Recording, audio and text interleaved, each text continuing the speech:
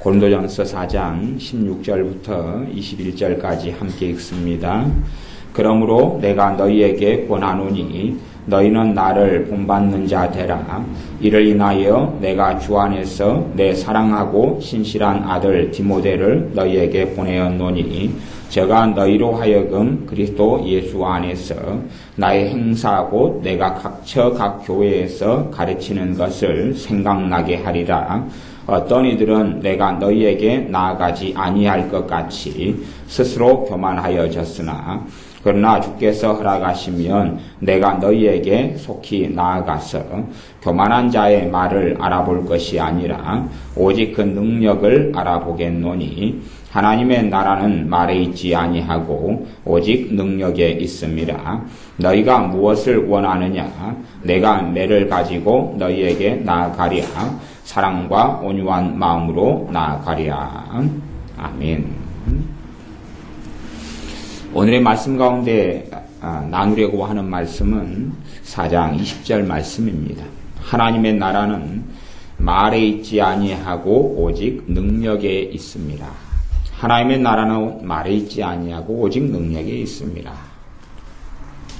사도 바울이 주님께서 허락하시면 19절에 내가 너희에게 속히 나아가서 교만한 자의 말을 알아볼 것이 아니라 오직 그 능력을 알아보겠다. 하나님의 능력이 그에게 머물러 있는지, 하나님의 능력이 그에게 있는지 그것을 알아보겠다 그럽니다. 그러면서 하나님의 나라는 말에 있지 않고 오직 능력에 있습니다. 얼마나 많은 신학적인 지식을 가지고 있는지, 성경에 대한 정보를 얼마나 가지고 있는지, 성경 지식을 얼마나 가지고 있는지, 성경 고사와 시험을 보아서 점수가 몇 점이 나오는지가 아니라 오직 능력에 있습니다. 이 하나님의 나라는 그러니까 하나님의 나라에 대해서는 굉장히 광범위한 주제고 또 잘못 이해되고 오해되는 주제 가운데 하나고 짧게 그렇게 설명해서는 하나님의 나라, 다른 말로 하면 천국이라고 말하는 이 하나님의 나라에 대한 개념이 원체 어그러진 게 많아가지고 제가 짧게는 이렇게 설명드리기는 정말 어렵습니다. 가령 우리의 이해가 잘못되면 로마서 14장 같은 데는 그런단 말이에요. 하나님의 나라는 먹고 마시는 것에 있지 않고 의와 평강과 희락이야. 누구 안에서? 성령님 안에서. 하나님의 나라는 먹고 마시는 게 있지 않고 성령님 안에서 의와 평강과 희락이라. 또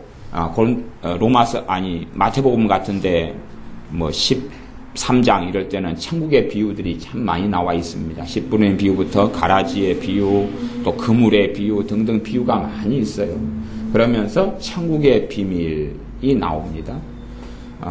가라지의 비유에 대해서도 뭐라고 말씀하냐면 천국은 하나님의 나라 이야기입니다. 천국은 마치 제밭에 씨를 뿌리러 나간 사람과 같다. 이게 천국이 누구하고 같다고요? 사람하고 같다. 근데 그 사람은 뒤에 보면 인자니라 그랬어요. 이게 천국이 누구다고? 인자는 예수님이죠. 천국이 예수님이다 그렇게 이야기했어요. 천국이 하나님의 나라에 굉장히 폭넓은 측면이 많은데 이 하나님의 나라에 대한 걸 설명하기 어려운 난점이 있습니다. 실제로 무슨 난점이냐 그러면 신약 성경의 하나님의 나라는 구약에 있는 하나님의 나라를 깔고 이야기하는 거예요. 구약의 하나님의 나라를 이해하지 못하면 신약의 하나님 나라를 이해할 수 없어요. 우리 주님께서 하나님 나라에 대하여 말씀을 가르치셨다. 심지어 사도행전에 보면 사도 바울이 하나님 나라에 대한 것을 이야기했다. 그렇게 나옵니다. 근데 우리가 생각하는 하나님 나라는 죽어서 가는 천국 정도의 이야기입니다. 그러니까 완전히 안 맞아버려요. 두 개가 핀트가 완전히 안 맞아버려요.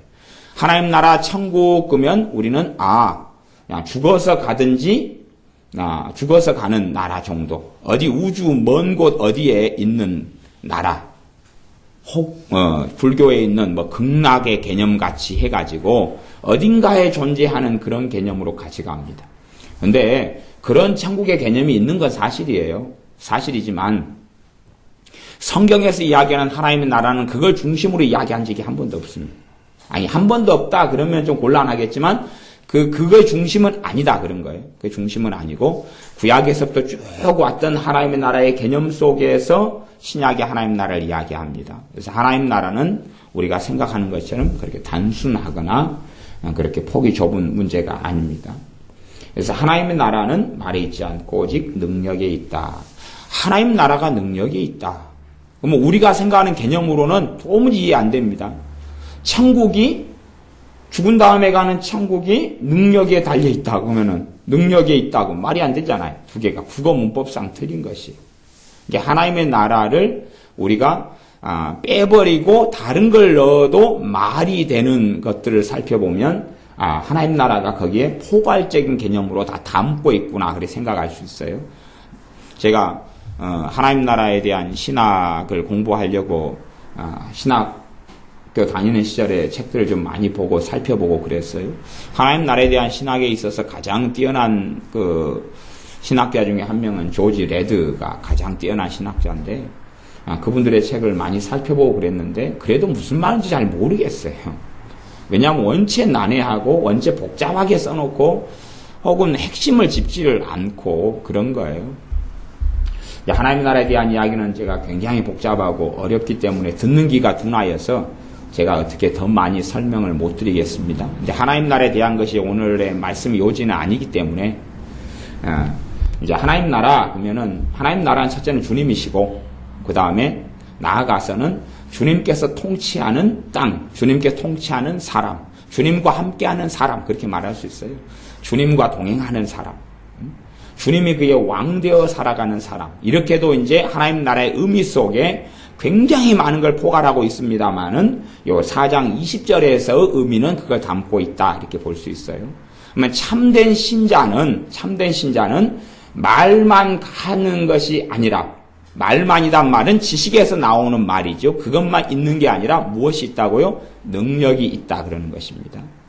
참으로 하나님을 경외하고 살아가는 사람은 그렇게 바꿀 수 있어요. 로마서 14장에 하나님 나라의 의와 평강과 희락이라 그것을 정말 하나님과 동행하는 사람은 뭐가 나타나요? 사랑이 나타나는 게 아니라 의가 나타나요. 의가. 평화 막 이런 게 아니라 의가 나타나요. 그 다음에 희락, 기쁨이 있어요. 성령님 안에서 기쁨이 있고 성님 안에서 평강이 있어요. 자 그러면 이 고린도 교회 사람들은 어떤 사람들은 교만해졌어요. 그리고 나는 안다. 나는 지식이 있다. 그렇게 해서 막 이 말 저 말을 하고 살아갔는데 사도 바울은 내가 정말로 너희에게 나아가서 이놈 새끼들 확 그러고 싶은데 주님께서 허락하셔야지 가겠다. 허락하지 않으면 그냥 내 마음대로 너 성질대로는 못 가겠다. 그러면서 나는 내가 혹 하나님이 허락하셔서 가게 된다면 얼마나 성경을 많이 아는지 얼마나 화려한 언변술로 소피스트처럼 소크라테스처럼 플라톤처럼 아리스토텔레스처럼 그런 잡다한 말로 사람을 현혹시키거나 화려한 말로 하는 그것이 아니라 능력을 알아보겠다. 그래요. 무슨 능력요? 재능이나 돈이나 이런 게 아니라 하나님의 능력이 그에게 머물러 있는지를 알아보겠다는 이야기입니다. 성령님의 권능과 능력이 그에게 머물러 있는지를 알아보겠다는 이야기입니다. 마태복음 11장 28절부터 30절에 보면 그 말씀이 나옵니다. 수고하고 무거운 짐진 자들아 다 내게로 오라 내가 너희를 쉬게 하리라. 그랬어요. 우리의 많은 사람들은 수고하고 무거운 짐을 지고 있습니다. 그러나 주님께서 우리를 쉬게 한다 그랬는데 안 쉬게 하십니다. 이게 신자들에게 혹은 불신자들에게 죄인들에게 주님이 초청하세요. 수고하고 무거운 짐진 자들아 다 내게로 오라 내가 너희를 쉬게 하리라. 근데 주님께 갔다고 생각했는데 주님이 쉼을 안 줍니다. 그래서 나오는 고백은 힘듭니다. 지칩니다. 괴롭습니다. 그런데 주님께서 뭐라고 말씀하시냐 그러면 내게 와서 누구의 멍에를 메고요? 내 멍에를 메고 내게 배우라 그래요. 주님께는 왔는데 쉼을 주님께서 주지 못한 이유가 자기의 멍에를 메고 있어요. 주님의 멍에로 바꿔야 되는데. 두 번째는 주님께 배워야 되는데 주님께 안 배워요. 11장 30절에는 이는 내 짐은 쉽고 내 멍에는 가볍고 내 멍에는 쉽고 내 짐은 가벼움이라 그랬어요. 정상적인 신자들의 삶의 특징은 뭐냐 그러면 쉽고 가벼운 삶을 삽니다. 예수님 때문에 환난도 당하고 고난도 당하지만 정상적인 신자의 삶의 모습은 쉽고 가벼운 삶을 삽니다. 이게 바르게 주님을 믿는 사람의 모습입니다. 난 신앙생활을 하는데 너무 지치고 힘들다. 혹은 주님의 재림을 기다리며 사모하며 사는 사람들 가운데 많은 사람들이 그렇게 말하는 걸 봐요. 주님 언제 오시렵니까? 나는 지금 이 땅에 살아나가는 게 너무 힘들고 고통스럽습니다. 그렇게 말한다면 주님께서 쉼을 주고 계세요? 안 주고 계세요? 안 주고 계세요. 이유는 뭐냐 그러면 자기의 멍에를 메고 있지 주님의 멍에로 바꿔서 메지 않았어요. 그리고 주님께 배우지 않았어요. 주님께 배우는 삶을 살지 않아요. 내 멍에는 가볍고 내 멍에는 쉽고 내 짐은 가벼움이라. 신자의 삶이 가볍고 쉬운 삶 속에 들어가야지만이 맞아요. 그게 정상입니다. 그게 정상이에요. 근데 그 삶을 살고 있지 않은 신자들은 사실은 정상적인 그리스도인의 삶을 살고 있지 못한 겁니다. 그건 뭐라고 말해도 어떻게 말할 수 없는 거예요. 쉽고 가벼운 삶을 사는 사람만 정상적인 신자의 삶을 살고 있습니다. 쉽고 가벼운 삶이 아닌 사람은 비정상적인 삶을 살거나 우리가 내 다리를 다쳤어요. 여기서 저까지 100m를 걸어가야 되는데 다리를 다친 사람은 100m를 걷기가 어렵지요. 두 다리가 멀쩡한 사람은 이렇게 잘 걸어갑니다. 100m는 아무것도 아니잖아요. 뛰어갈 수도 있어요. 그런 다리가 다친 사람은 이게 쉽고 가벼운 것이 안 됩니다. 쩔뚝쩔뚝 걸어. 병든 신자로 살아가거나 혹은 식물인간 데가 누워 있어요. 그런 사람에게 100m를 가라. 너가 100m를 가면 돈 1억을 주마 그래도 식물인간은 자기 힘으로는 못 간다 그 말입니다. 못 가는 것이. 정상적인 건강한 사람, 두 발이 멀쩡하고 사지육시 멀쩡하고 건강한 사람은 100m, 50m를 가라 그럴 때 잘 가요. 이게 정상적인 신자의 삶이 쉽고 가볍다는 것입니다. 그래서 열매로 알 수밖에 없어요. 어떤 사람의 삶이 쉽고 가벼운 삶을 살고 있으면 누가 함께하고 있는 거예요? 주님이 함께하고 있어요. 쉽고 가벼운 삶이 아니면 지금 그 사람이 병든 신자거나 혹은 식물인간 돼가지고 죽어버린 사람으로 가거나 아니면 영적인 중환자는 중환자실에 있잖아요. 아니면 장애인, 영적 장애인, 다리가 없어요. 아니면 휠체어를 타야 돼요. 다리가 없는 사람이 누가 휠체어도 태워주고 휠체어를 장만해 주니까 타는 거지 다리를 못 쓰는 안진뱅이가 100m를 그냥 가야 되면 휠체어에 의지하지 않고 가야 되면 어떻게 그게 쉽겠느냐 그러는 것입니다. 정상적인 신자의 모습이 마태복음 11장 30절이에요. 내 멍에는 쉽고 내 짐은 가벼움이라. 주님에게 와가지고 내게 와라 그랬잖아요. 주님께 가가지고 자기의 멍에 무겁고 수고하고 무거운 짐과 멍에를 벗어놓고 주님의 멍에를 메고 주님의 짐은 내가 짊어진 무거운 짐보다 주님의 짐은 내 짐은 가볍다 그랬어요. 자기는 모든 짐을 벗으려고 그러는데 주님께서 내 짐을 져라 그랬고 내 멍에를 메라 그랬어요. 그런데 주님께 배우라 그랬어요. 그래야지만이 주님이 무엇을 줘요? 쉼을 줘요. 내가 너희를 쉬게 하리라 그런 거예요. 쉬게 한다는 것이 아무것도 안 하게 한다는 이야기가 아니라 주님의 멍에로 자기 멍에를 바꿔매고 그 다음에 자기 짐을 내려놓고 주님의 짐을 지고 그런 이야기입니다. 그 다음에 예수님의 사람으로 살아가는 사람의 특징은 쉽고 가볍다. 그래서 여러분이 다 이해를 못 하실까봐 제가 마태복음 그 11장의 본문 가지고 지금 고린도전서 4장 20절 말씀을 제가 설명하고 있는 것입니다. 하나님의 나라는 말에 있지 않고 오직 능력에 있습니다. 세상적으로 비유한다 그러면 냉장고가 100만 원짜리가 있어요. 나는 돈이 땡겨 한 푼 없어요. 그럼 이제 100만 원짜리를 사라 그랬어요. 저 100만 원짜리를 지금 사가지고 가야 돼요. 난 땡겨 한 푼 없어요. 그럼 100만 원짜리 사는 게 쉬워요? 어려워요? 어렵지요. 땡겨 한 푼 없으니까 저 100만 원짜리 냉장고를 사려면 돈을 벌든지 알바를 하든지 뭐 돈을 빌리든지 해야 되죠. 그래 내 통장에 내가 가진 돈이 1억이 있어요. 그러면 100만 원짜리 냉장고를 사라. 그런 거 너무 쉬운 거예요. 그냥 1억에서 100만 원 빼가지고 사면 된다. 그런 말이에요.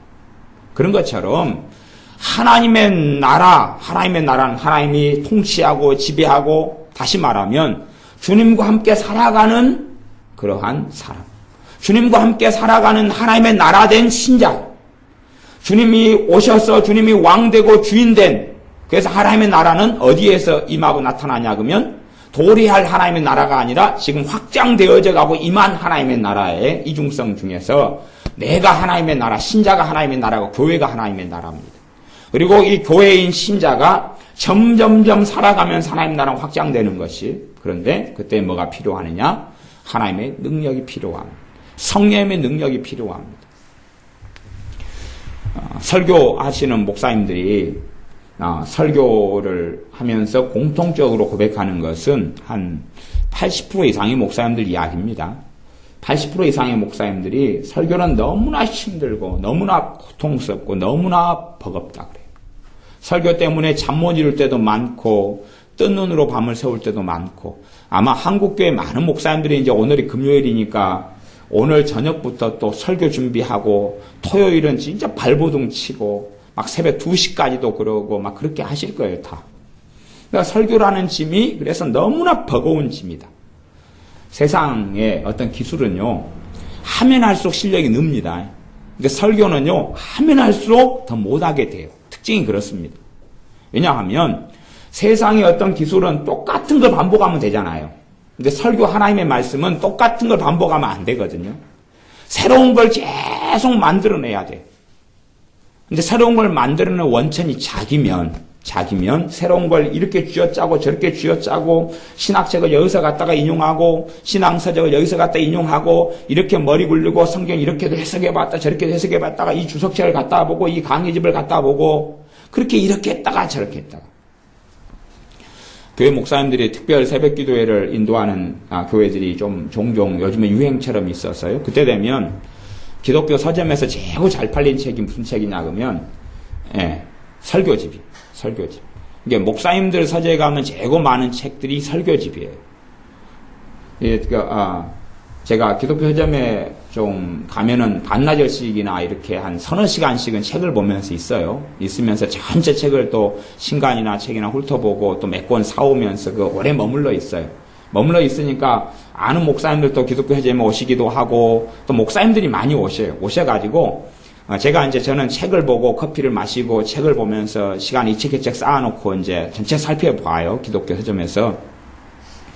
그러면 목사님들이 오셔서 그 기독교 서점의 그 직원이나 아니면 그렇게 대화를 나누는 것을 들으면 그 설교집이 어딨냐고, 혹은 이제 뭐 존 비비어 같은 목사님, 굉장히 유명한 분인데 목사님은 그래요. 중년 이상의 목사님이 목회하신 지 한 20년은 되시는 것 같은데, 존 비비어 그 사람 누구야? 성령운동하는 사람이야?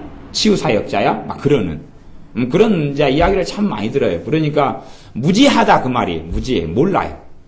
그런 이제 여수에서 제가 여수 목사님들, 여수 교회가 한 700교회 되잖아요. 목사님들 오시는데 그래요. 뭐만 하냐 그러면 설교집, 이렇게 설교집.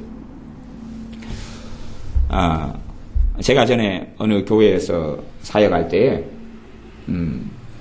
이제 제가 목사님 서재 열쇠를 가지고 있었어요. 서재 열쇠를 가지고 있다가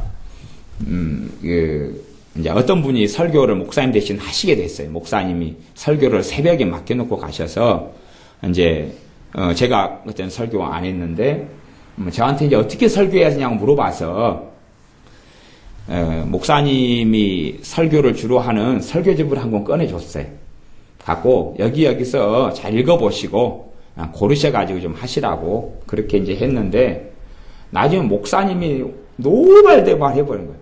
왜 그러냐 그러면 본인이 그거 그 다음에 설교할 차례였는데 그걸 미리 써버린 거예요. 그 집사님이 새벽에. 그리고 그 목사님이 설교를 주로 쓰는 그 설교집을 제가 제공해가지고 목사님 정체가 드러나게 만들어버렸어요. 아닌지 저는 의도하진 않았어요. 저는 의도하진 않고 그냥 찾으시니까 제가 설교 중에 괜찮은 설교집을 골라줬는데 하필이면 그 설교집이, 저는 그 설교집을 안 보고 살아가지고 목사님이 주일날, 금요일날 그 설교집에 설교를 했다는 거 저는 몰랐어요. 제가 알고 막 목사님 창피하려고 그런 건 아니에요. 저는 꽤 그래도 괜찮은 사람입니다. 그래가지고 그걸 알게 해서 저도 굉장히 목사님께 죄송스럽고, 미안하고, 근데 그렇게 되어버렸어요. 근데 사실은 그런 것이 목사님들이 설교돼서 굉장한 짐을 짊어지고 산다는 이야기예요. 근데 문제가 뭐냐, 그러면 설교에 뭐가 없어요? 능력이 없어요. 이게 설교에 대단한 능력이 나타난다는 이야기를 하는 게 아니고, 지금 말씀을 준비하는데 쉽고 가벼운 게 아니고, 그러니까 성령의 능력이 있으면 말씀을 준비하는 게 쉽고 가벼워야 돼요? 편하고 수월해야 돼요? 편하고 수월해야 돼요. 편하고 수월해야 돼요. 문제는 근데 말은 하고 만들어내고 기록하고 연구하고 그래 설교하는데 준비하는 시간이나 하는 것이 너무 고통스럽다. 전에 돌아가신 우리나라의 존경받는 목사님들도 그랬어요. 그리고 오카노 목사님도 돌아가실 때 되니까 돌아가신 다음에 이동 목사님이 그 네 명이 형제같이 살았잖아요. 이동 목사님 답사를 하실 때에 형님 이제 잘 죽으셨습니다. 왜냐하면 이 땅에 살면서 설교 준비하면서 얼마나 그렇게 고생하셨는지 그것 때문에 잠 못 이루는 것이 얼마고 이제 고생 안 하시고 천국에서 쉬십시오. 그러면서 오카노 목사님 설교 준비하면서 얼마나 스트레스 받고 노이로제 받고 고통을 받았는지를 좀 이야기를 하시는 거예요. 물론 저도 오카노 목사님이 직접 그런 이야기를 들은 때들이 많이 있었어요. 그래도 오카노 목사님을 존경하는 그런 제 선교단체 CCC 선교 활동했는데 거기에 선배님이 되시기 때문에 근데 그만큼 이제 굉장히 깨끗하고 바르게 인격적으로 사시는 목사님들인데도 불구하고 굉장히 버겁고 힘든 그러한 설교를 준비하는 여정 속에 살아가셔요. 본질적으로는 그 능력이 주님께로부터 오지 않았기 때문에 그렇습니다. 본질적으로 말씀을 준비하고 하는 능력이 주님께로부터 오지 않았기 때문에 그래요. 주님께로부터 오지 않으니까 사명은 설교자고 목회자이기 때문에 설교는 준비해야 되고 자기가 발버둥을 치고 안간힘을 쓰는 거예요. 제가 설교자이기 때문에 설교자에 있어서 능력을 이야기하는 것입니다. 정말로 우리가 하나님과 동행하고 살아간다. 정말 주님을 제대로 믿고 사는 신자라면 그런 이야기입니다. 그 사람이 설교자든지 집사님이든지 성도임이든지 상관없이 주님의 짐이 가볍고 주님의 멍에가 쉬우려면 뭐가 있어야 돼요? 능력이 있어야 돼요. 내가 20kg를 겨우 드는 사람인데 20kg를 쌀을 짊어지고 가면 헐떡헐떡 하는 사람인데 그러면 20kg 짐을 그대로 들어야 된다면 내가 역량이 한 100kg 정도는 가볍게 들 수 있는 역량을 가지면 될 거예요. 그러면 20kg는 아무것도 아닐 거 아니에요. 100kg를 내가 들고 가면. 저는 어릴 때 시골 섬에 방학 때 갔다 오면 항상 섬에 갔다 오면 제가 있는 외가라든지 이제 섬이 또 본집이라든지 섬에 배를 타려면 30분을 걸어가야 돼요. 30분을 걸어가가지고 배 타는 부두까지 나와야 돼. 그리고 더 걸어가면 40분을 걸어 내려와야 돼. 다 산꼭대기에서 40분을 배를 타고 걸어 내려와야 되는데 문제는 큰어머니나 이모나 할머니나 이런 분들이 뭘 주냐 그러면 고구마를 한 푸대씩 줘요. 고구마를 한 푸대를 짊어지고 그 산비탈을 넘어가지고 그걸 가지고 와요. 고구마를 한 푸를 짊어지고 30분을 걸어와요. 제가 언제 초등학교 6학년 때, 초등학교 5학년 때, 중학교 1학년 때, 2학년 때 그렇다고 말이에요. 그때는 택시도 없고 뭣도 없어 고구마를 짊어지고 끙끙대고 그것도 방학이니까 여름이잖아요. 고구마 먹을 때 주로 여름에 많이 가지고 오거든요. 물론 가을에 추수하지만 시골에는 고구마를 방 안에 이렇게 굉장히 쌓아놓고 있기 때문에 그러면 그것을 짊어지고 온몸에 비가 오듯이 땀을 흘리고 와요. 그 다음에 이제 여객선터미널 도착해요. 2시간 반 배로 와가지고 방학 때 항상 연례 행사입니다. 그래가지고 와가지고 겨울에는 좀 나아요. 겨울에는 땀이 덜 나니까 또 거기서부터 집에까지 그걸 짊어지고 또 와요. 몇 분을 걸어오냐면 20-30분을 걸어와요. 온몸이 땀이 범벅이 되어 걸어와요. 지금은 그 고구마를 짊어진다 그러면 그때는 왜 이리 많이 줄까? 왜 이리 고구마를 많이 줘가지고 이렇게 물론 해 먹는 건 너무 좋은데 짊어지고 가야 되는 제게는 해마다 1년에 한 2번씩은 곤욕을 치루어요. 거기에다가 고구마 말고 또 줘요. 플러스 알파. 그러면 고구마를 짊어지고 그것도 무거워 죽겠는데 또 한 손에는 또 다른 보따리를 짊어져야 돼요.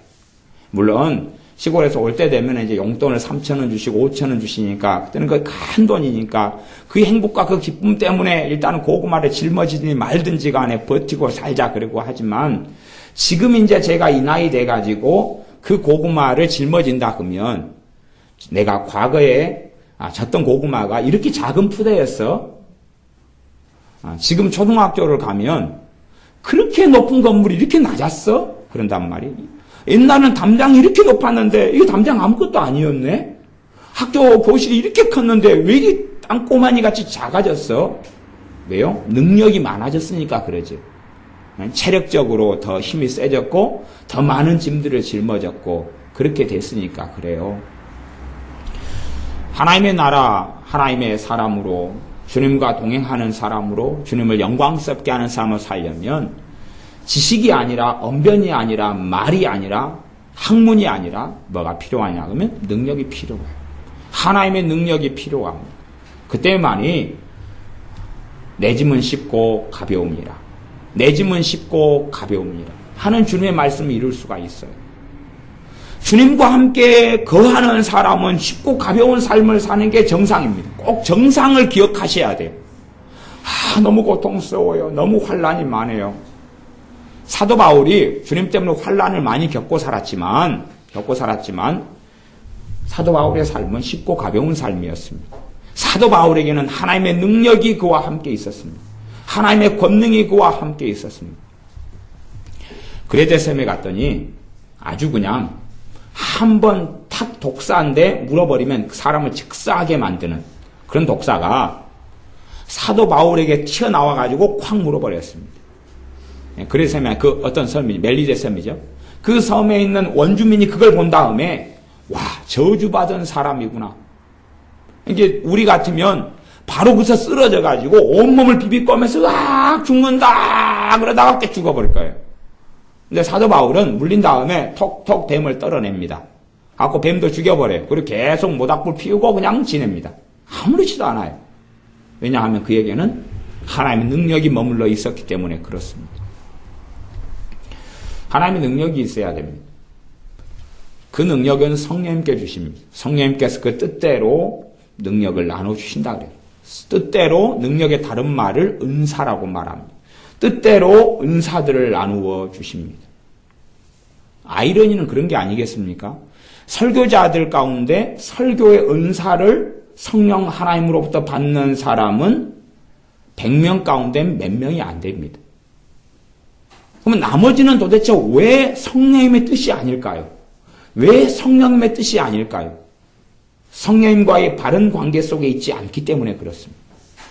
물론 자기는 도덕적이고 양심적이고 온당하다고 생각돼도 성령님과 바른 관계, 주님과의 바른 관계 있지 않다 그러면 설교를 준비하고 하는 주체가 누구면요? 자기의 인격, 자기의 신앙 양심, 자기의 도덕성, 자기의 경건성으로 자기의 지혜와 지식을 가지고 설교를 준비하는 사람에게는 성령님께서 설교의 은사를 주실 수 없습니다. 그 영역이 자기가 주인이니까. 자기가 주인이면서 좋은 설교를 준비해서 은혜를 끼치게 하고 하나님을 기쁘시게 하려고 그럽니다. 하지만 그 삶의 그 시간의 주인이 주님이 안 되시면 주님께서 그 은사를, 그 능력을 부어주실 수가 없습니다. 신자들의 모든 삶의 영역이 이와 마찬가지입니다. 단지 설교가 이야기하는 게 아니라 우리의 삶에 살아가는 영역에서 내게 하나님의 능력이 머물러 있느냐 하는 것입니다. 내가 삶을 살아가는 그 자리에 하나님의 능력이 머물러 있느냐 하는 것입니다. 그것이 진짜 하나님과 함께 살아가는 사람의 자녀의 특징입니다. 하나님의 능력이 그 사람과 함께 머물러 있느냐 하는 것입니다. 저는 제가 고대하고 사모하는 그 하나님의 능력이 있어요. 고대하고 사모하는 능력, 은사. 그걸 우리가 보통 좀 쉽게 편하게 이야기하면 저는 어떤 능력과 은사를 사모하냐 그러면 부흥사의 은사를 사모합니다. 부흥사의 은사를 저는 사모해요. 근데 이제 사람들이 이해하는 부흥사의 은사하고 제가 지금 말하는 부흥사의 은사가 좀 다를 거예요. 제가 말하는 부흥사의 은사는 뭐냐 그러면 이제 어떤 부흥사들이 있었냐 그러면 오리지널 부흥사들이 있어. 오리지널 부흥사. 오리지널 부흥사란 말은 지금의 부흥사들의 많은 분들은 스스로 그 자리를 쟁취하고 그리고 또 소위 말하면 은사도 뭐 받는 경우도 있어요. 막 병 고치는 은사도 받고 능력도 받으면서 이름을 날리고 부흥사의 길을 걸어가는 분들이 있는데 그거 말고 오리지널이 있어. 오리지널은 뭐냐 하면 그분이 집회를 인도하면 회개가 터져요. 그분이 집회하면 성령의 기름 부으신 임재가 나타나고 성령 충만이 나타나고 막 눈물을 흘리고 콧물을 흘리고 주님 은혜 속에 들고 잠기고 회개가 터져요. 그게 오리지널 부흥사입니다. 저는 주로 가르치는 은사로 사역을 하기 때문에 제가 집회를 해도 그런 경우가 한 5번 집회를 하면 뭐 없는 건 아니지만 제가 가지고 있는 기준에 있어서 한 10번 집회하면 한 번이나 있을까 그래. 한 번이나 그 부흥사의 은사를 가진 사람들의 열매가 나타날까 그러고 전반적으로는 그게 약해요. 근데 부흥사 이름 전에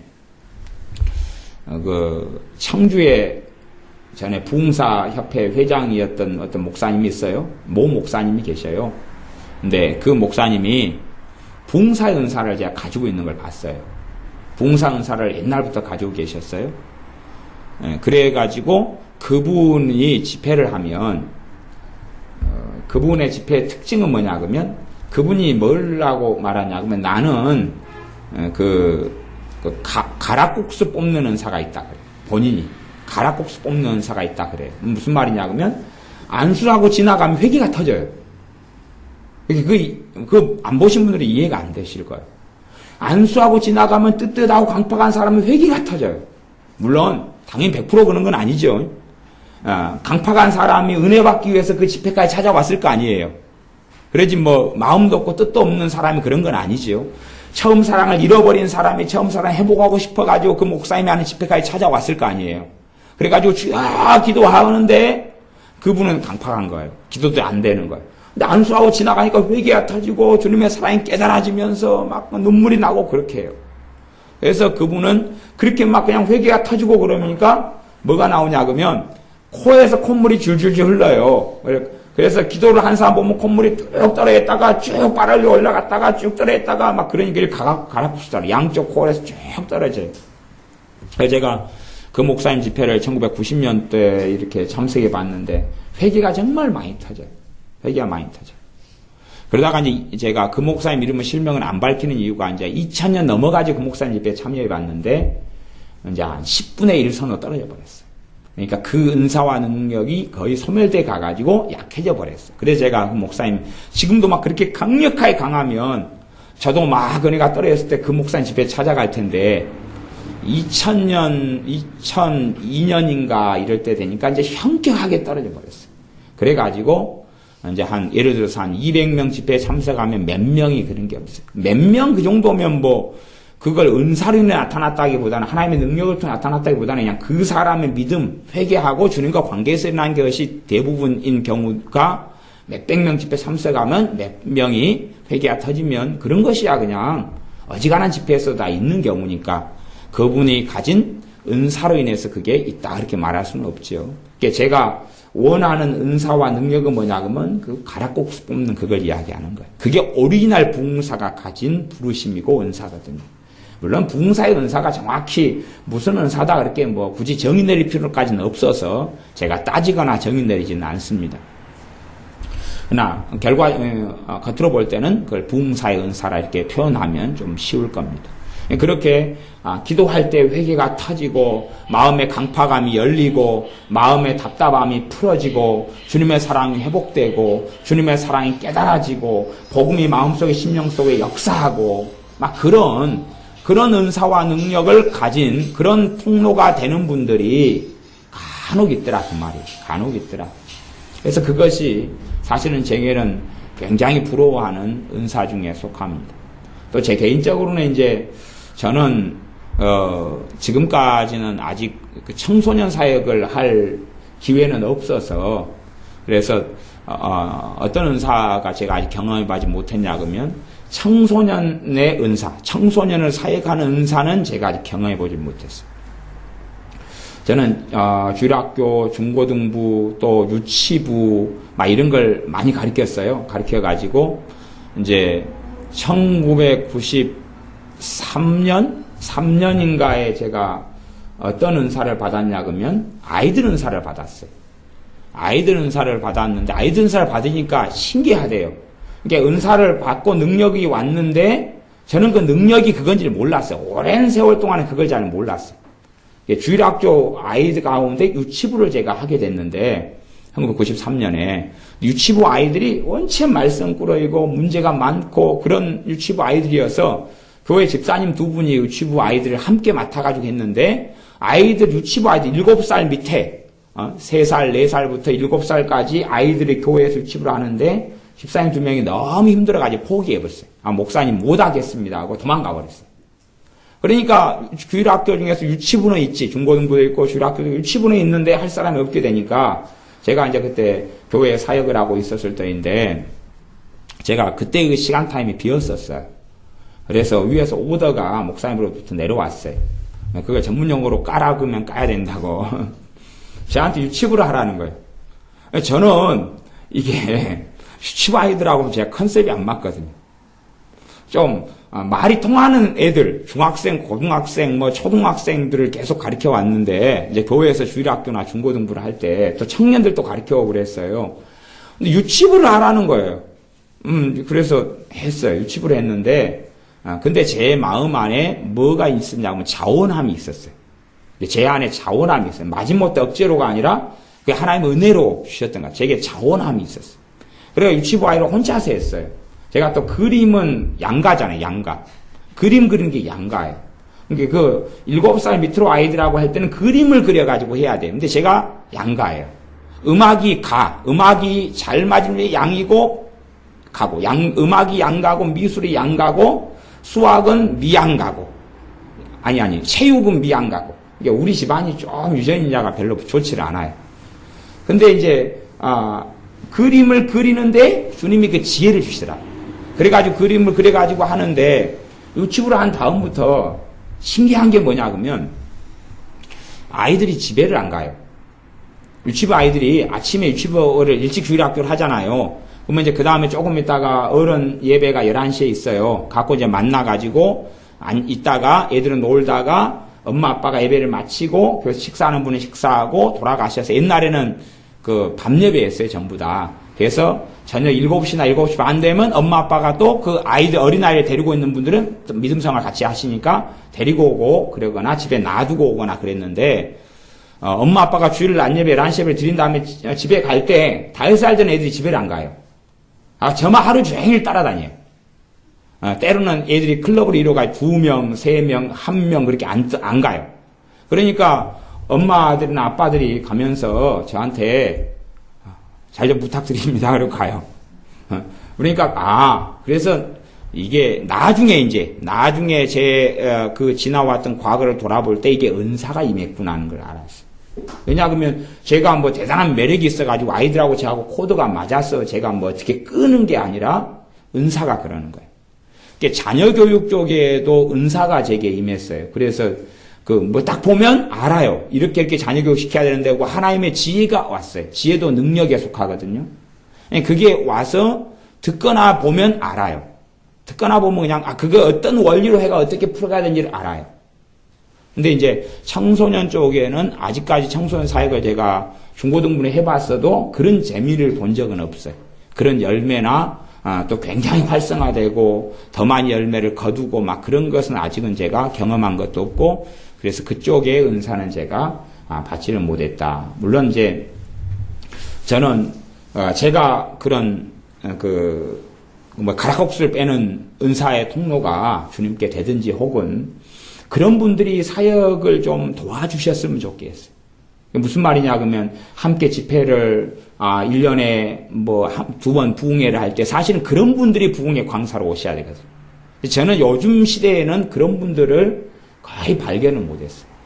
회개가 터지고 막 그렇게 눈물을 흘리고 성령 세례가 임하고 성령 충만이 임하고 사마리아의 베드로와 요한 사도가 가서 성령님이 임하기를 기도했을 때 성령님이 임하여 가지고 막 방언이 터지고 주님을 만나게 되고 뒹굴고 이런 것을 별로 못 봤어요. 요즘에는 은사의 남용은 굉장히 많은 것 같아요. 은사의 남용은 전에 그 비냐드 토론토 축복교회가 한참 막 대단한 능력들이 나타나고 표출되었을 때에 또 그거에 대한 찬반 양론이 많습니다. 찬반 양론이 많은데 어쨌든 한국에 있는 꽤 은사와 능력을 추구하는 분들이 토론토 축복, 캐나다의 토론토 축복교회에 많이 방문했어요. 그 토론토 블레싱이라 그러는데 거기에 방문해가지고 무엇을 자꾸 받아왔냐 그러면 뻥뻥 넘어뜨리는 걸 받아왔어요. 뻥뻥 넘어뜨리는 소위 말하면 임파테이션, 기름 부음을 받아왔어요. 그래가지고 그분들이 1990년 중반 후반부터 우리나라에 굉장히 많은 활동을 했어요. 그 목사님들이. 사람들을 뻥뻥뻥 넘어뜨리는 거 좋아해서 지금도 그럽니다. 지금도 그 갈래가 그대로 가지고 있어요. 그래가지고 뻥뻥뻥 넘어뜨려요. 근데 사람을 예수의 이름으로 그러면 뻥 넘어져요. 넘어지는데 무슨 열매가 있느냐 그러면 열매가 없어요.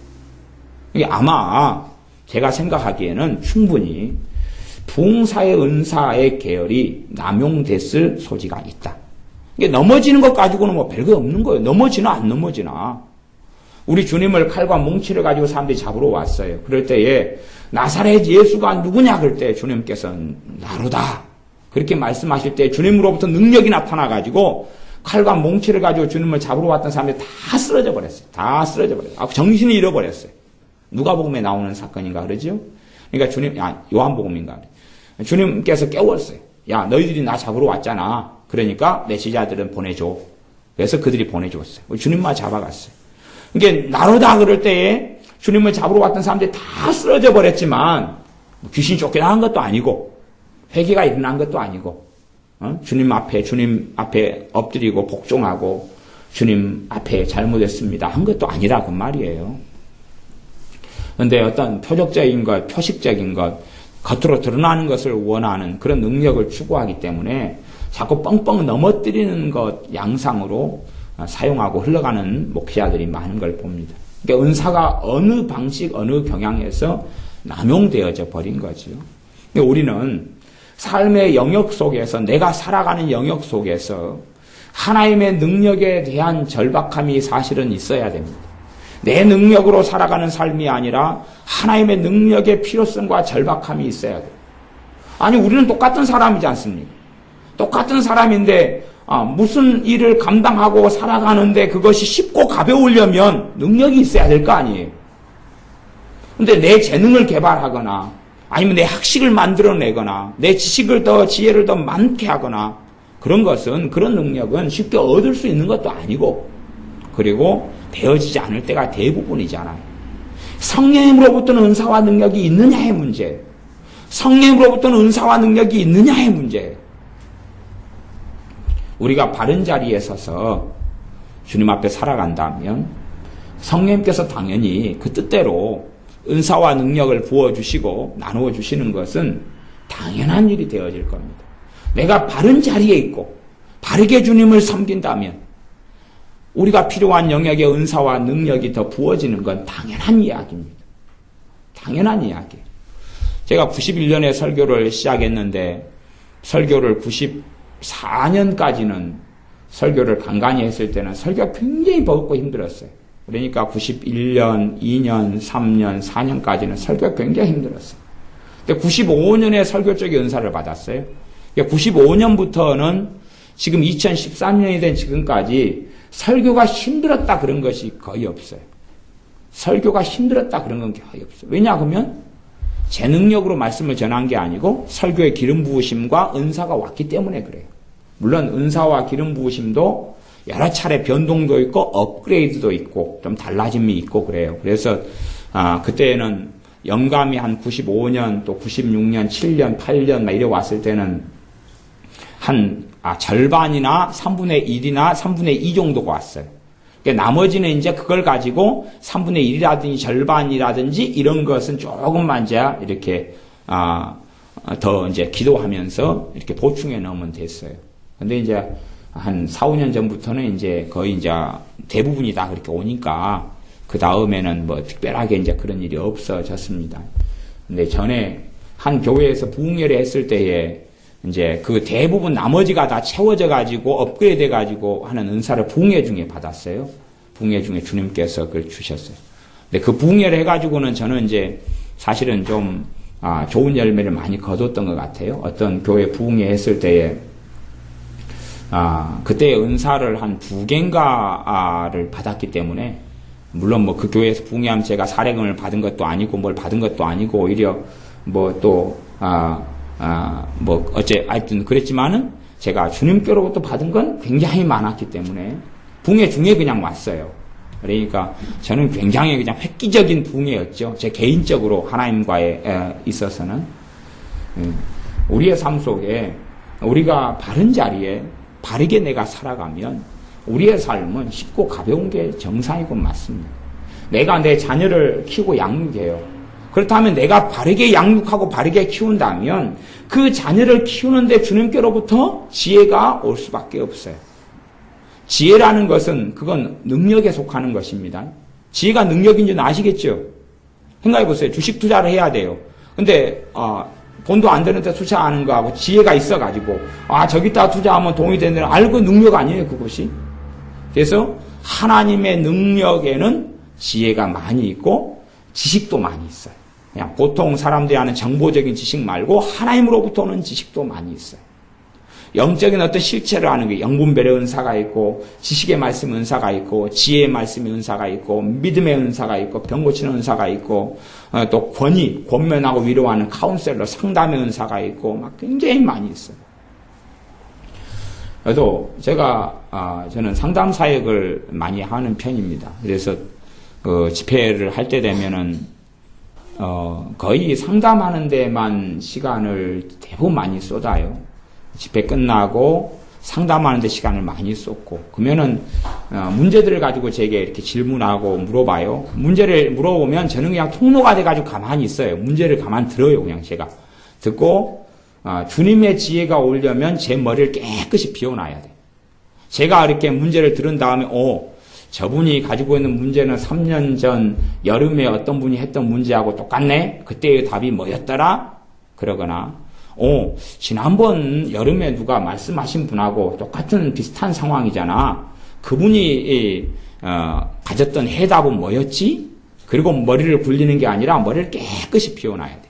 그러면 이제 뭘 질문하시면 제가 가지고 있는 믿음의 분량과 수준에서 제게 답이 있다고 해요.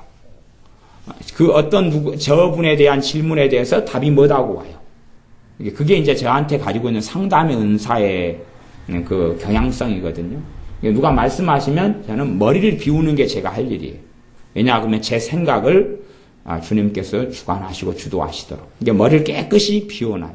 비워놓는 게 제가 할 일이에요. 비워놓으면 주님의 주시는 지혜가 있어서 그 부분에 있어서 어떤 해결책이고 어떤 답인지를 가르쳐 주시거든요.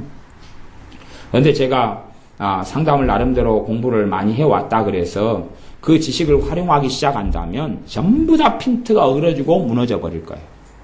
왜냐하면 세상의 어떤 학문적인 상담의 지식 가지고는 사람을 세우고 살릴 수도 없고 그것이 정답도 아니거든요.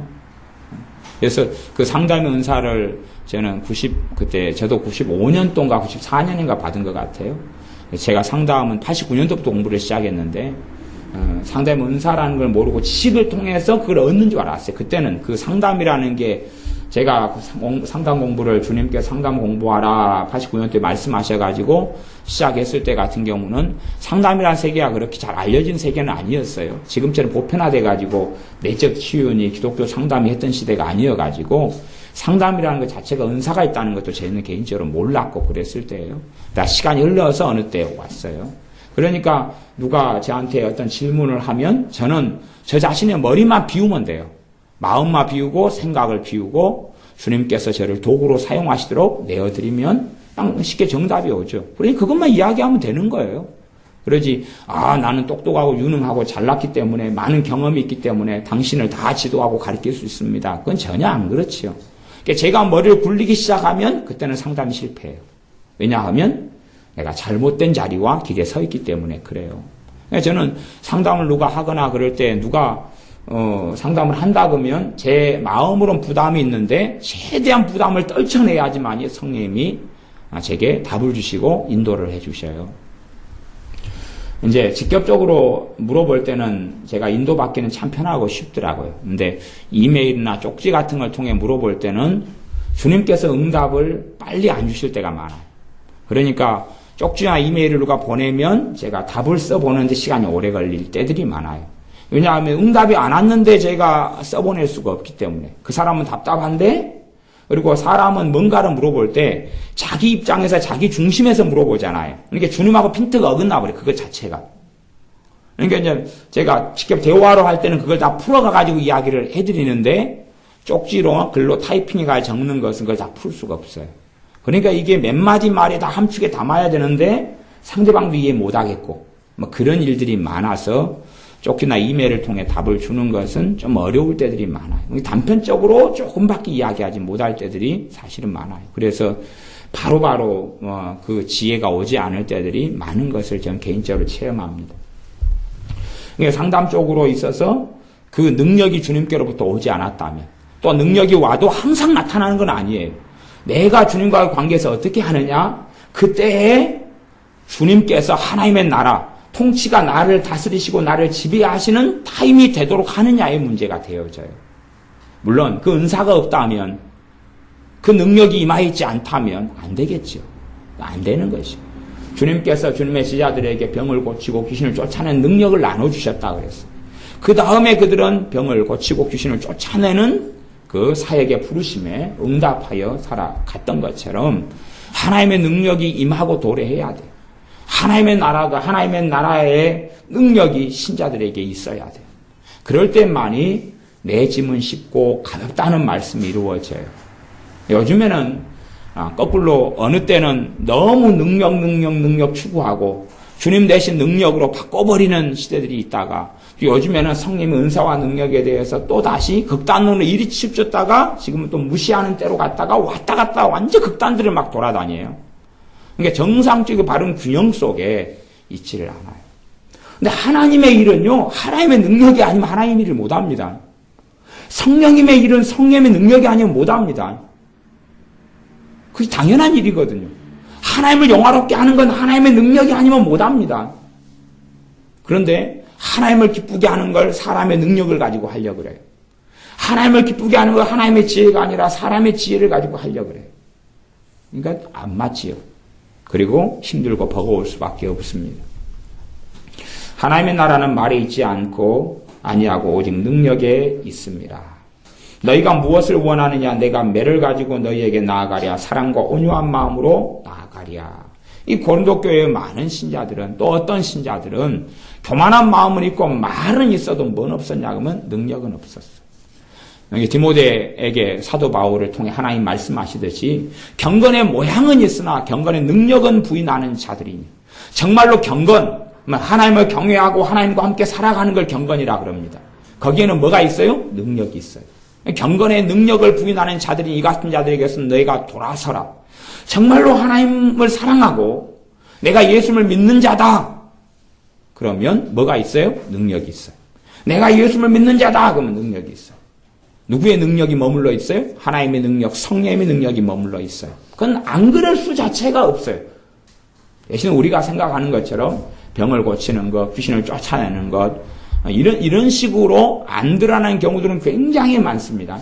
그래서 쉽게 획일적으로 이건 하나님의 능력이다 아니다 단정 지을 수 없는 것들이 많이 있기 때문에 제가 아까 상담이라든지 아니면 아이들 은사라든지 이걸로 제가 능력에는 굉장히 포괄적이고 다양한 부분이 있다고 제가 설명드린 것이에요. 제가 은사를 많이 받아가지고 있다 그런 게 아니고 저는 그 부분들에서 은사를 가지고 있을 뿐이에요. 더 많은 은사를 사모해요. 그 가락국수 빼는 그것은 정말 있었으면 좋겠네. 정말 필요한 거 그거거든요. 이게 요즘에는 말씀을 제가 많이 가리키는 제가 교사적인 부르심이기 때문에 목사의 부르심보다는 교사의 오중사역적인 측면에서 그냥 교사의 부르심이에요. 그러니까 제가 많이 가리키지만 뭐가 부족함을 느끼냐 그러면 회개가 아주 일어나고 깊이 있게 기경되어지고 갈아엎어지고, 소위 말하자면 마음밭을 기경할 때에 호미로 이렇게 막 하고 꽃갱이로 하고 막 그렇게, 저는 꽃갱이질을 밭에서 꽃갱이질을 참 많이 했습니다.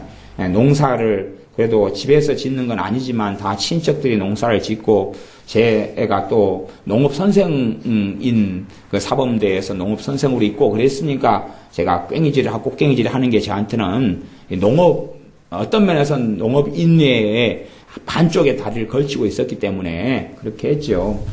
가을 되면은 부엽토 갖다가 거름 만들어서 하고 닭똥 갖다가 뿌린 다음에 닭똥 냄새 모에 묻히고 대학 강의실에 들어가니까 사람들이 다 도망가고, 닭똥 냄새 진짜 무섭거든요. 이게 끔찍한 게 닭똥 냄새입니다.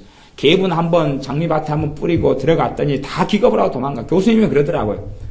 이번 강의는 그냥 나가셔도 나가도 그 결석 처리 안 합니다. 그래가지고 쫓아내더라고요. 그러니까 꽹이질을 하는데 뭐가 필요하냐 그러면요, 트랙터가 필요한 거예요. 꽹이질하고 꽃갱이질 하는 게 트랙터가 필요한 거예요. 트랙터로 확 갈아보면 되거든요. 콤바인이 필요한 거예요. 최소한 경기가 필요한 거예요. 갈아엎어버리면 되는데 앉아가지고 이러고 있겠어요? 꽹이질하고 꽃갱이질하고 이러고 있겠어요? 호미질 이러고 있겠어요? 언제 하려고요? 그냥 1000평 되면 언제 하려고, 이걸 10,000평 되면 언제 하려고요, 이걸? 기계로 그냥 확 갈아엎어보면 되는데, 소를 끌고 쟁기질 하겠어요. 쟁기질 해봐야요.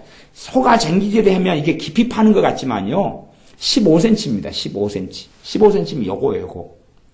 근데 왜 깊이 파인 것처럼 보이냐 그러면 15cm를 드러내가지고 그 흙을 위에 딱 쌓아놓잖아요. 이게 30cm처럼 보여요. 그러지 쟁기는 굉장히 힘이 없어요. 쟁기를 갈아도 이거 한두 번 갈아가지고는 안 돼요. 이게 서로 쟁기질을 밭에 10,000평을 해봐야 세월아 내월아요. 전에 몇 년 전에 저 위에 있는 밭을 200평을 우리가 빌려가지고 농사를 지었어요. 이봉 변호사님. 그래가지고 산물랑이 있어서 경기도 못 들어가, 퇴직도 못 들어가가지고 누구를 불려가지고 세를 주고 좀 해달라 그러냐 그러면 그 소모는 분을 불러가지고 돈을 몇만 원 주고 저기를 200평을 다 갈아엎어 달라 그랬어요. 비탈에 있는 걸. 꼭 그분이 소를 몰고 와서 쫙 갈아엎어야 대신 땅이 좀 기름지고 땅이 아주 좀 괜찮은 땅이어가지고 쟁기가 더 깊이 들어가죠. 20cm 정도 들어간 것 같아요. 그렇게 해가 쟁기질을 쫙 해주고 이 땅을 줬습니다. 근데 정말로 좀 더 기계적인 게 필요해요. 그게 성령의 능력이에요. 내가 혼자 회개하려고 하고 주여 잘못했습니다. 근데 그거 호미로 이러고 있는 거예요. 딱딱한 땅을 호미로 이러고 있어요. 잘못했습니다. 안 파이는 것이. 안 파요. 근데 경기로 타를 뒤집어 퍼버리면 기계로, 그래 기계와 영농이잖아요. 우리도 기계와 영농이 필요하단 말이에요. 누가 역사하시는 거예요? 성령님이 역사하시는 거예요. 성령님이 은사와 권능과 능력 역사하면 기계와 영농이거든요. 갈아엎어버리는 거예요. 그러니까 제가 그 부흥사의 은사를 사모할 수밖에 없는 거예요. 혼자서 잘못했습니다. 말씀 깨닫고 회개하고 울고 해봐야 눈물도 안 나와서 침 묻혀가지고 눈에 발라야 되고, 그리고 왜 내 마음이 강팍할까? 주여 강팍합니다. 그러면서 또 찬양 부르고, 이게 안 되는 거예요, 이게. 옛날에 이 한국교회 부흥회를 많이 하나님 허락하신 이유는 말씀은 빈약하고 약하지만 그 은사와 능력은 많았거든요. 말씀은 빈약하고 간증들이 많고 희한하고 동글납작한 게 많았는데, 꽤 많은 목사님들에게 뭐가 있었냐 그러면 그 콧물 빼고 가락국수 빼는 은사와 능력이 임한 분들이 많았거든요. 그러니까 집회만 참석하면 주님 만나고 회개가 터지는 거예요. 말도 안 되는 설교를 하는데 기도할 때 되면 누가 역사해요? 성령 역사예요. 요즘에는 그럴듯한 말을 하고 좋은 말을 하고 잘 가르치는데 기도할 때 성령 역사 안 하니까 혼자 호미로 그러고 있는 거예요. 그러고.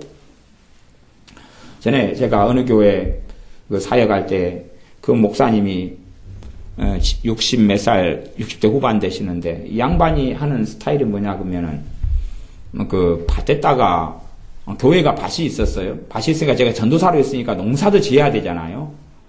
근데 이 양반이 뭐 하냐 그러면 밭에다가 잡초를 뿌려요. 밭에 잡초를 뿌려요. 그러면서 뭐라 하냐 하면 잡초도 거름이 된다는 거예요. 물론 뽑아가지고 뿌려요. 잡초도 거름이 된다는 거예요. 제가 목사님한테 목사님 제가 농업교육과 출신이고 사범대 출신이고 농업선생 출신으로 제가 드리는 말씀인데요. 목사님이 뿌리는 잡초는 걸으면 안 되고 잡초씨를 뿌리고 계시는 겁니다.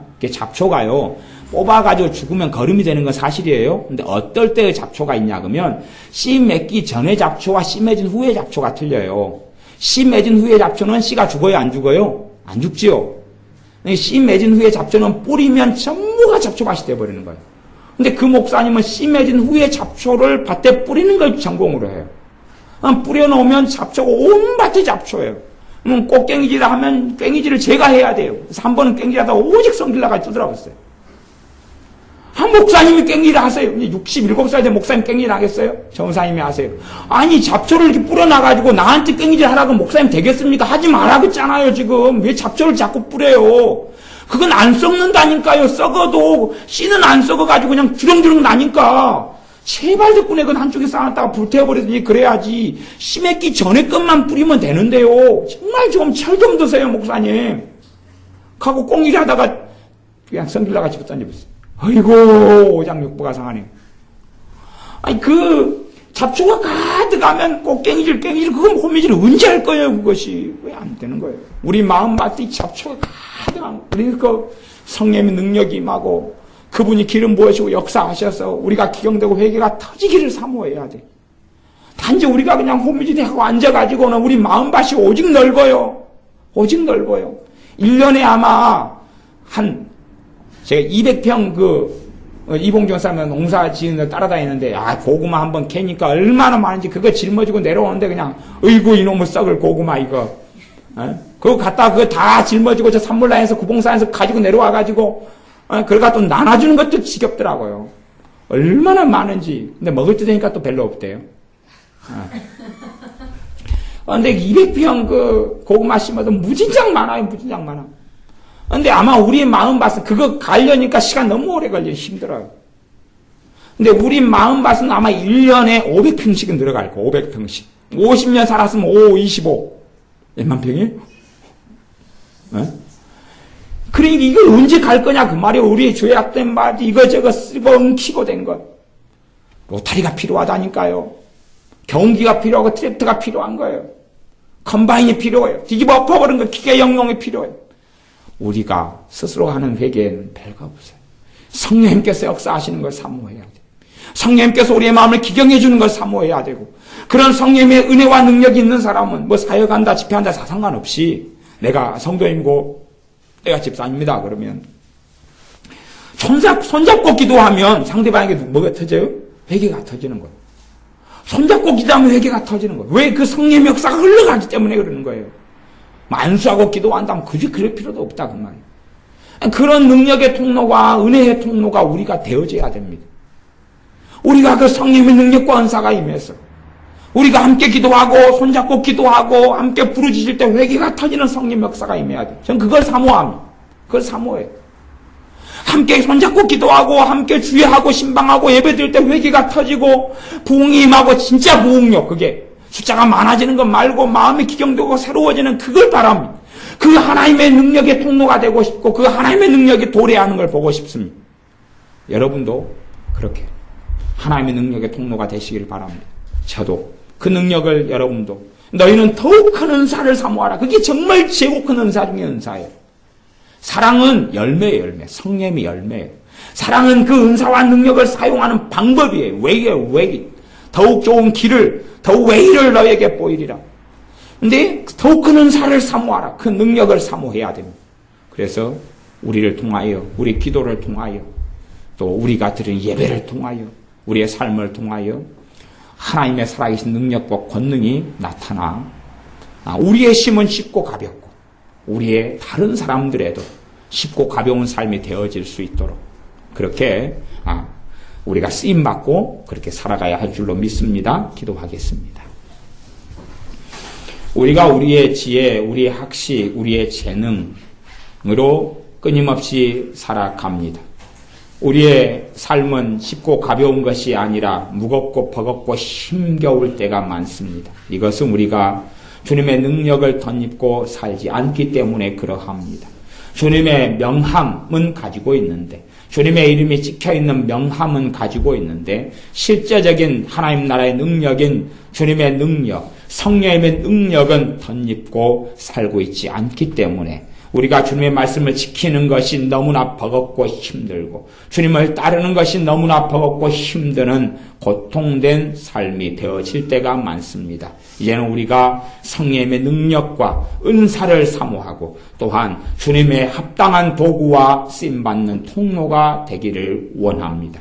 은사의 주관자가 아니라 주님의 도구가 되기를 원하오니 우리들에게 성령님께서 합당한 그 뜻대로 필요한 능력과 은사들을 부어주시고 나누어 주시옵소서. 무엇보다 우리가 주님의 도구와 통로가 되어져서 회개가 터지게 하시고 우리가 주님의 도구와 통로가 되어져서 함께 손을 잡고 함께 예배하며 기도할 때에 각자가 주님 만나고 묵은 땅이 기경되는 하나님의 은혜의 역사를 보게 하여 주시옵소서. 예수님의 이름으로 기도하옵나이다. 아멘.